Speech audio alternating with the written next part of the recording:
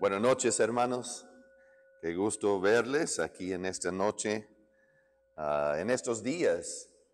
am, yo diría días importantes, porque estamos celebrando, ¿cuánto es? 506 años de la Reforma Protestante. Hace no mucho tiempo hubiera sido imposible tener una reunión como esta o conferencias como esta para celebrar un, entre comillas, hereje como Martín Lutero, por ejemplo. Pero aquí estamos y queremos considerar algo de la obra, el ministerio y la importancia de este hombre de Dios, Martín Lutero.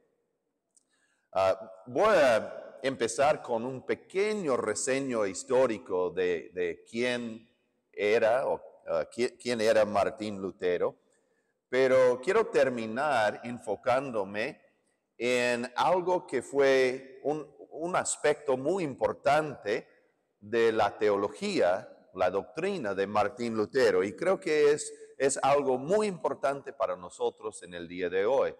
Y eso es su doctrina de la vocación. ¿Qué quiere decir vocación? Es el llamado de Dios. Y la pregunta es, ¿quiénes son los llamados de Dios? En la edad medieval, la idea común y corriente en la iglesia de aquel entonces es que muy pocas personas tenían un llamado de Dios. Unos sacerdotes, un obispo, una monja, un monje, pero además de estas personas, la gente común y corriente no tenía vocación. Es casi como decir que su vida no tenía propósito. Bueno, vamos a considerar un poco de la perspectiva de Martín Lutero, que en mi opinión también es la perspectiva bíblica de este tema. Pero primero vamos a considerar un poco de la vida de Martín Lutero y también su contexto histórico. Lutero nació en el año 1483 y murió en 1546. Vamos a considerar en esta noche su doctrina de las vocaciones cristianas. Siguiente. Martín Lutero nació en un hogar cristiano, católico.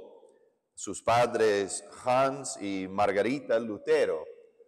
Hans era un hombre minero y aunque no era un hombre muy adinerado, pero su negocio le había ido bien por buen tiempo, entonces tenía algo.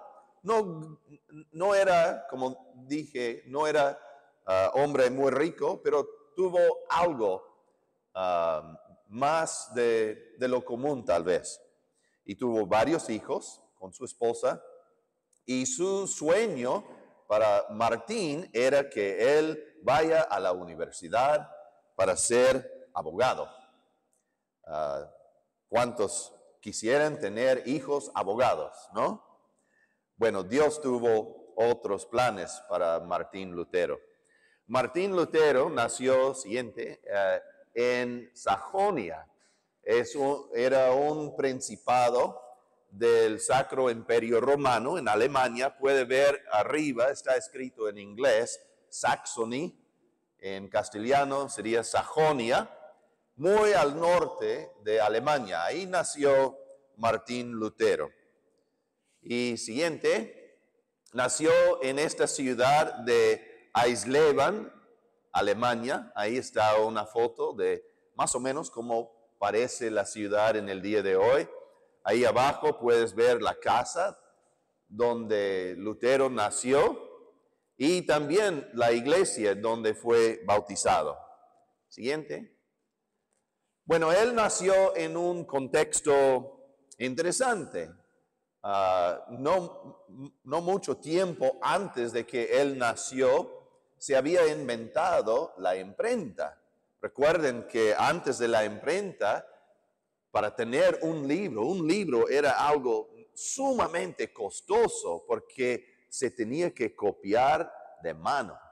Era difícil y muy costoso, pero en 1439 fue inventado la imprenta. Y el primer libro que fue impreso, ¿alguien sabe qué era? La Biblia, exacto. Entonces, piensen en este contexto.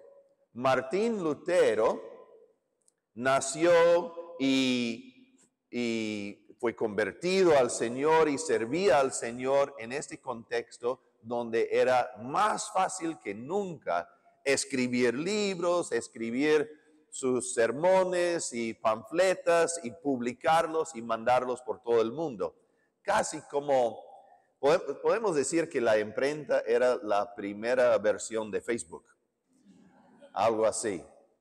Y esto hizo que las ideas de Martín Lutero volvieron viral en toda Europa.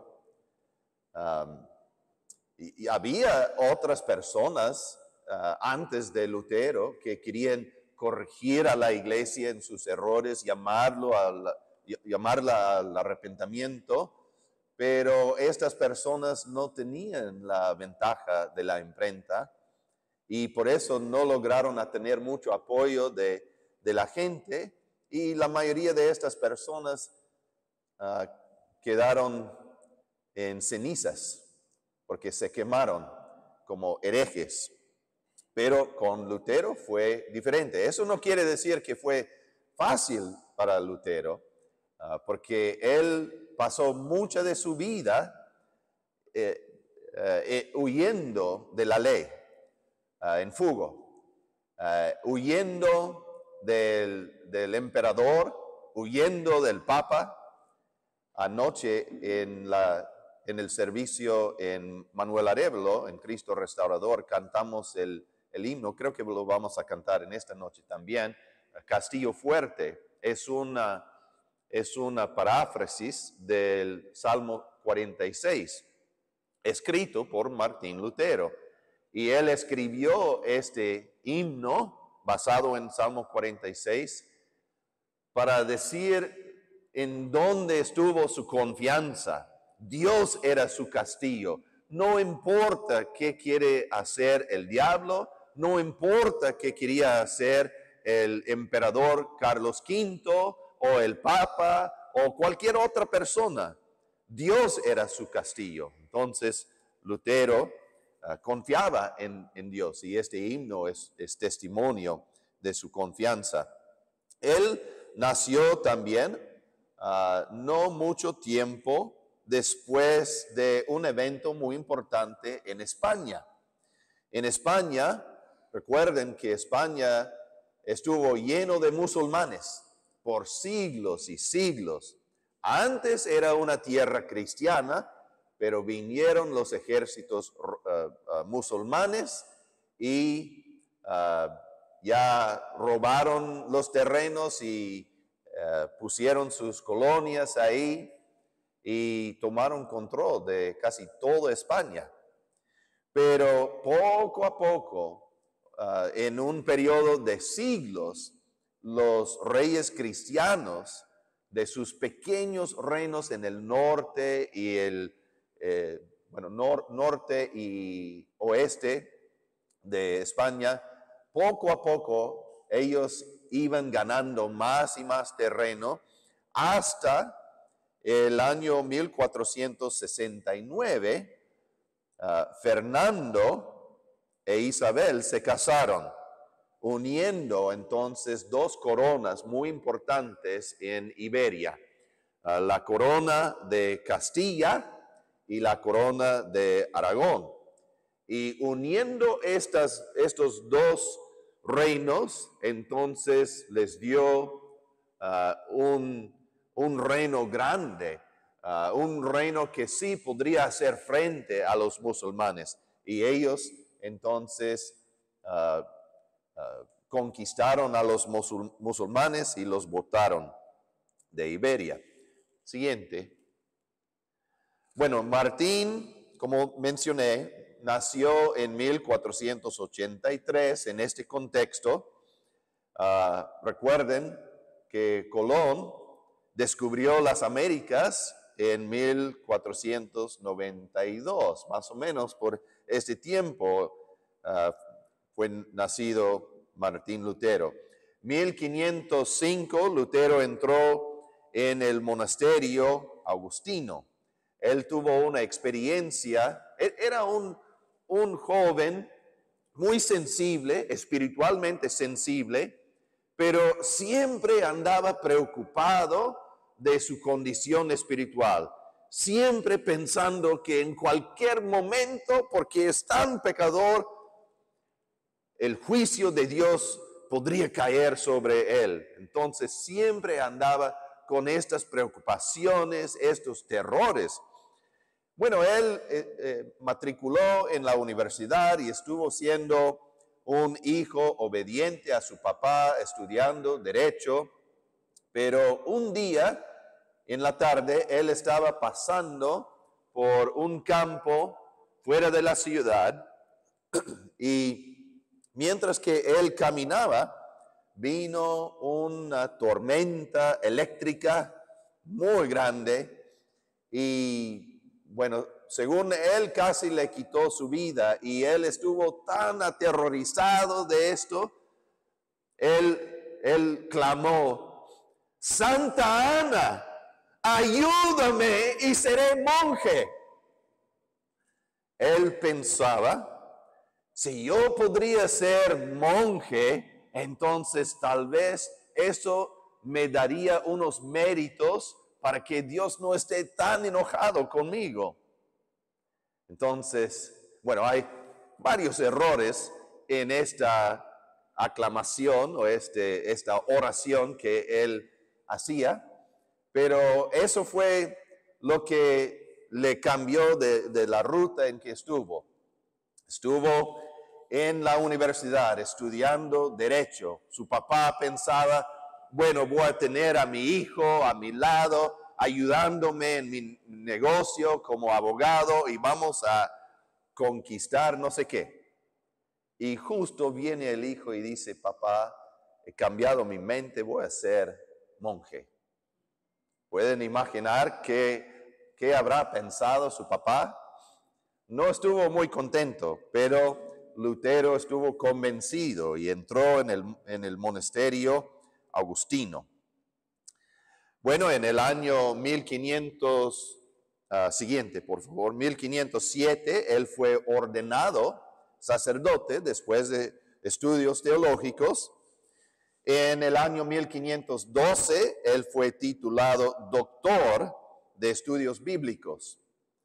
Y en 1517, después de varios años de estudios teológicos, bíblicos, después de varios años de hacer madurar su pensamiento, su doctrina, ocurrió algo que le dejó lleno de cólera. Hubo un hombre, Juan Tetzel.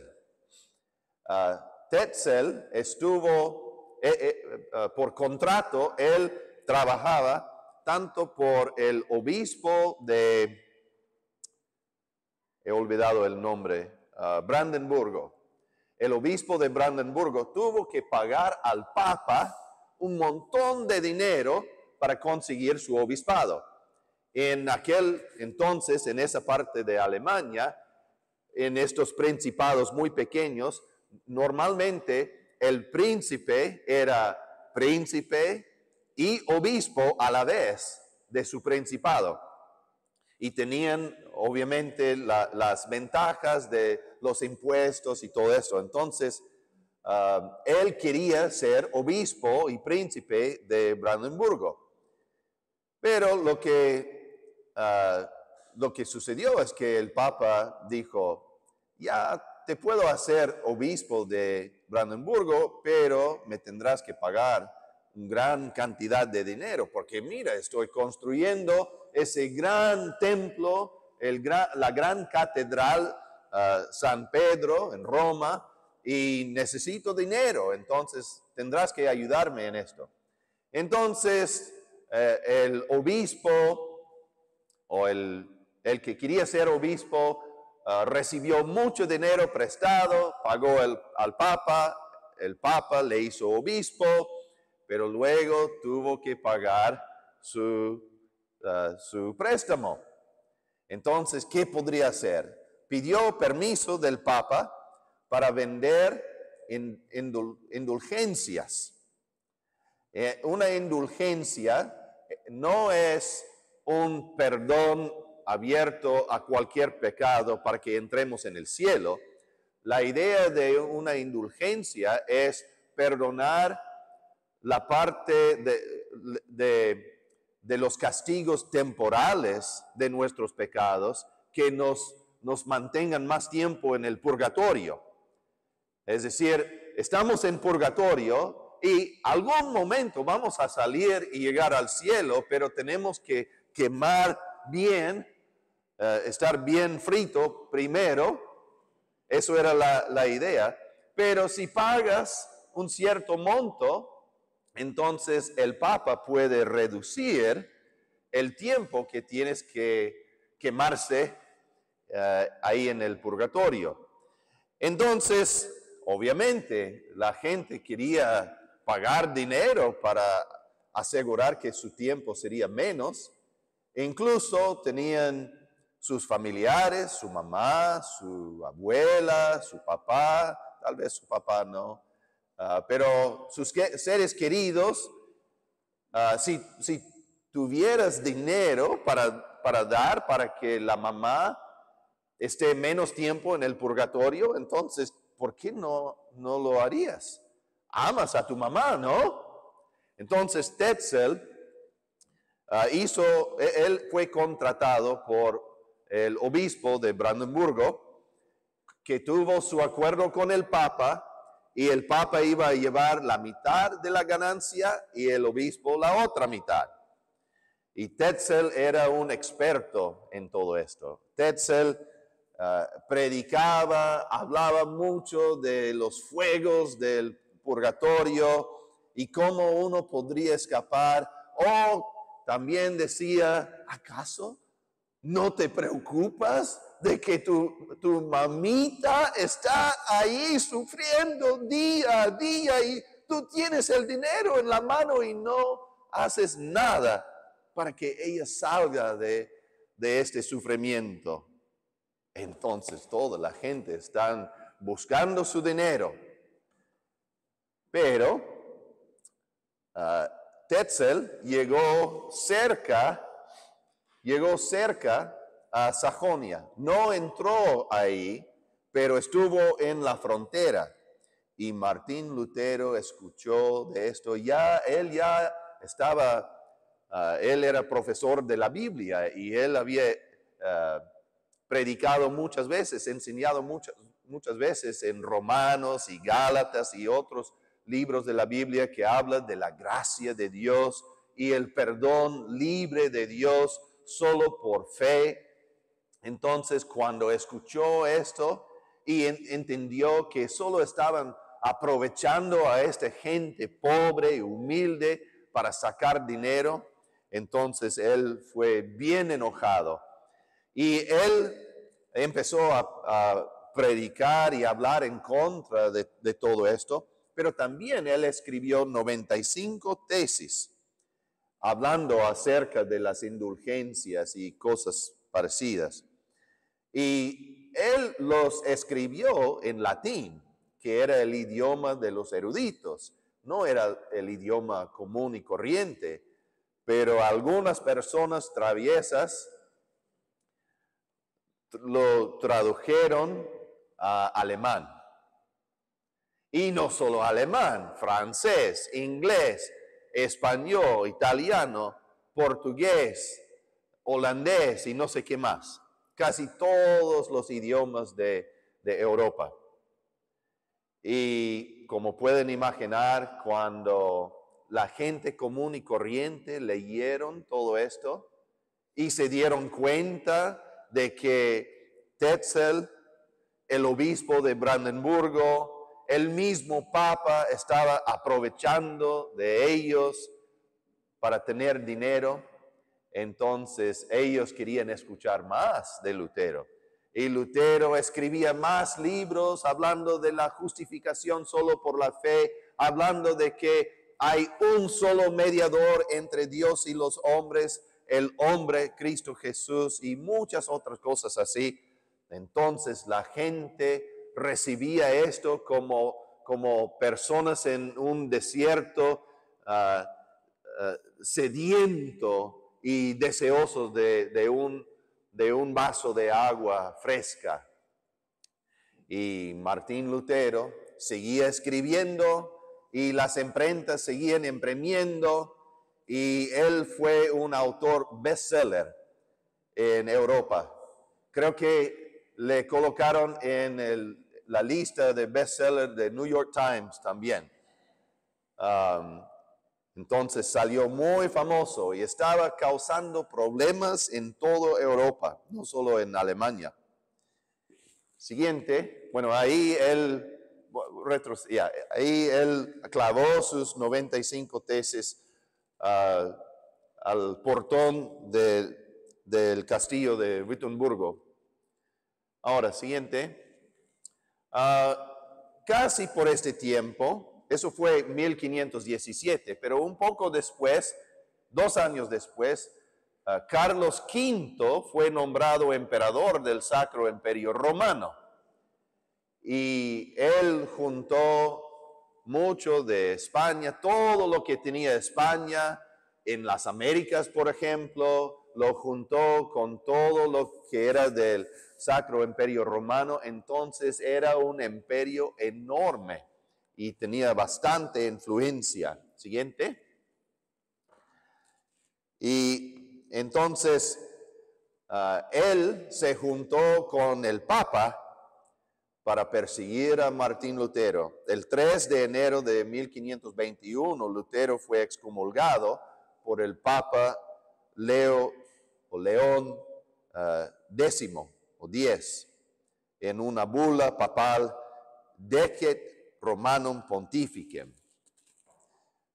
Pero después de esto, siguiente,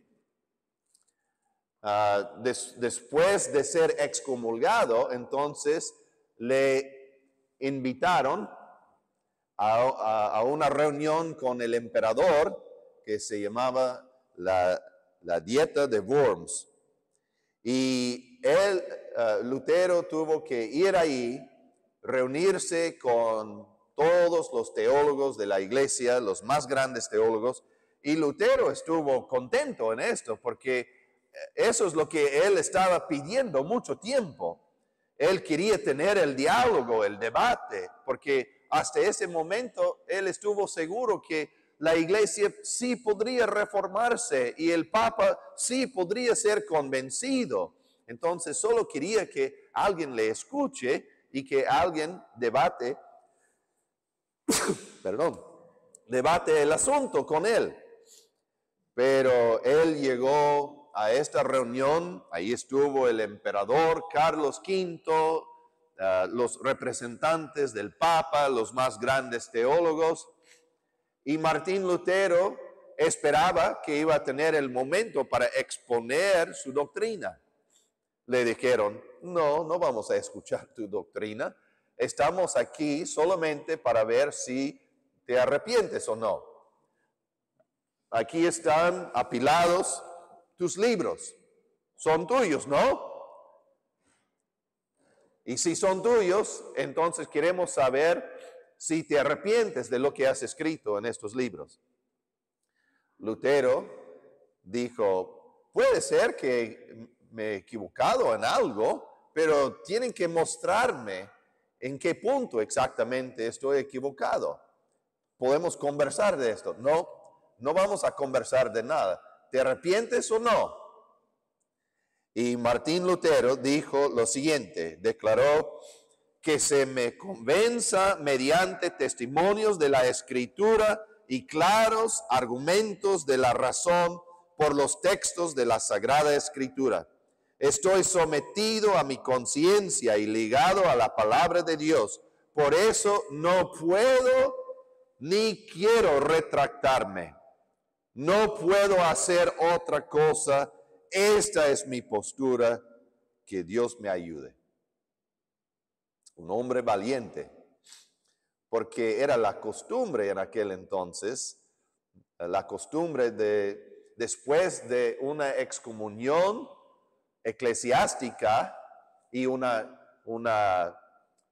condenación de herejía en las cortes eclesiásticas, estas cortes dieron a la persona, a las autoridades civiles, y normalmente ellos quemaron a los herejes. Entonces, eso era la opción que esperaba a Martín Lutero. Pero a pesar de ese peligro, él dijo no. La primera noche cuando le pidieron que se arrepiente, él dijo, quiero tener la noche para pensarlo. Y dice que estuvo ahí un poco temblando, pensando en qué pasará si no digo que me arrepiento. Entonces estuvo con miedo, pero pasó la noche en oración y el día siguiente el Señor le fortaleció, le dio coraje y valentía.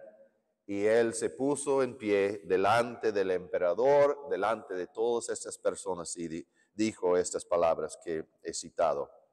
Un hombre muy valiente, su conciencia fue sujeto a la palabra de Dios. Que Dios levante más hombres y mujeres de esta misma convicción. Siguiente. Entonces, hubo un acuerdo que su príncipe Federico tuvo con el emperador y el papa, de que aun si le condenara en este concilio, tenían que darle libertad para regresar a casa antes de arrestarlo y quemarlo. Pero no era la intención de Carlos V ni el papa de dejarlo salir. Entonces, tenían hombres listos para agarrarlo justo cuando estaba saliendo de la ciudad, de esta reunión, pero Federico, su propio príncipe, hizo algo previo. Él contrató con otros hombres para agarrarlo en el camino antes de los hombres del emperador y le agarraron y le llevaron y le escondieron en este castillo de Wartburg. No sé cómo decirlo en castellano, algo así, Wartburg. Y él estuvo ahí año y medio más o menos. Estuvo ahí y pasó el tiempo escondido, sabiendo que cualquier momento el emperador le va a descubrir ahí y le va a quitar la vida. Pero no estuvo ahí solamente atemorizado, nervioso, él estuvo trabajando. Él dedicó ese tiempo para traducir la Biblia a alemán. Y en este tiempo tradujo todo el Nuevo Testamento. Más adelante él tradujo también, iba a traer, yo tengo una Biblia de Lutero, no es original, era de la abuela, la familia de mi esposa, vienen de Alemania y eran colonos en Texas y hasta recién solo hablaban alemán. Y la abuela, la bisabuela de mi esposa, me regaló esta Biblia, era su Biblia en alemán, la traducción de Lutero. Iba a traerlo y me olvidé. Pero Lutero tradujo la Biblia alemán, 1523 el Nuevo Testamento, 1534 el Antiguo Testamento. Siguiente. Ok, la enseñanza de Lutero.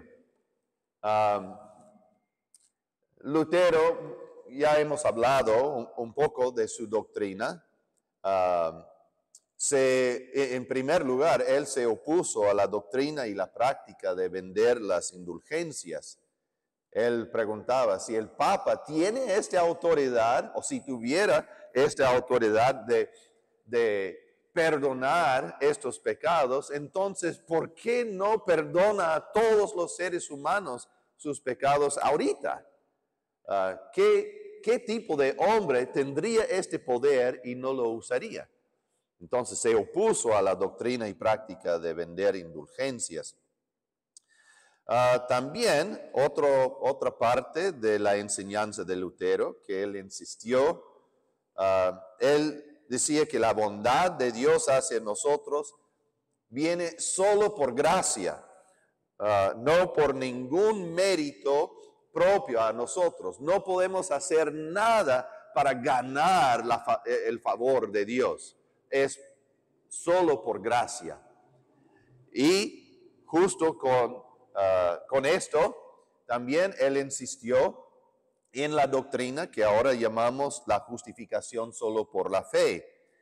La justificación delante de Dios no es por obras, no es por cosas que nosotros hacemos, no es por nuestra obediencia, porque la verdad es que por tan obedientes que seamos nosotros, siempre hay pecado en nuestro actuar, en nuestro pensar, en nuestro hablar, en nuestro ser. Nuestro ser es caído en corrupción y pecado, y es imposible no pecar en este estado caído.